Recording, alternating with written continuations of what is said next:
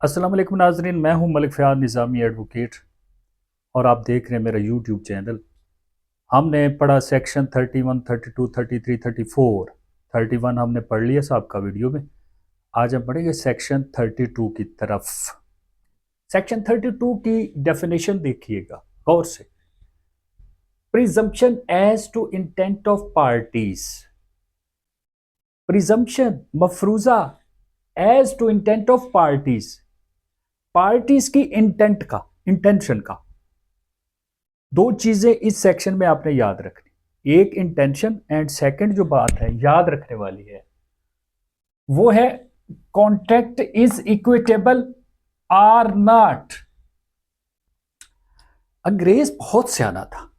अंग्रेज की इस बात पे गौर कीजिएगा कि contract is equitable or not,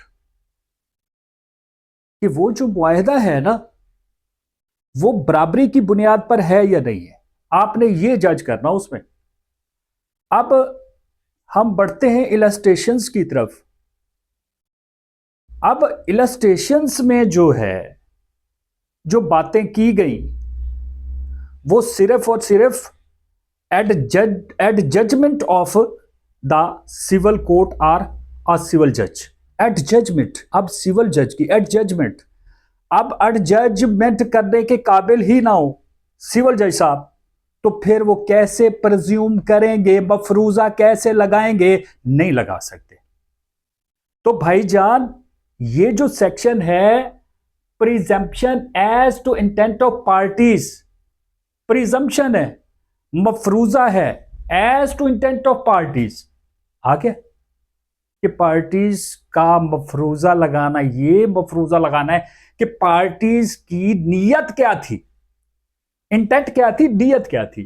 अब नीयत पे जाने के बाद आप चले गए कि जी देखना यह है कि contract is equitable or not.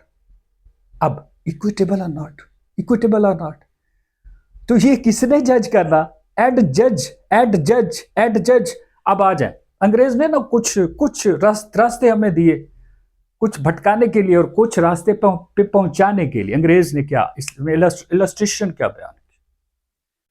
अंग्रेज ने कहा जी कि ऐसी है कि ये जो पार्टीज है ना, दो पार्टीज, इनकी जो एडजमेंट है वो कैसे की जाएगी, मफरूजा कैसे बनाया जाएगा, एडजमेंट कैसे की जाएगी। कि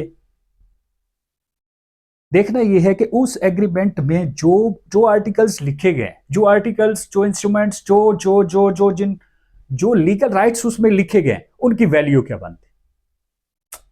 वैल्यू देख ले, वैल्यू देखने के बाद आपको पता चल जाएगा कि ये जो मेरे पास एग्रीमेंट आया है किसके लिए, किसके लिए? For the purpose of rectification. जैसा कि रेक्टिफिकेशन के पर्पज के लिए आया, तो उस एग्रीमेंट को देखिए, आप देखेंगे आपको पता चल गया, जैसे उसकी वैल्यू लगाएंगे ना आपको पता चल जाएगा कि वो एग्रीमेंट रेक्टिफाई हो सकता है या नहीं हो सकता। मिलते हैं इंशाल्लाह अगली वीडियो में। अपना बहुत सारा ख्याल रखिएगा। मलिक फ़याज़।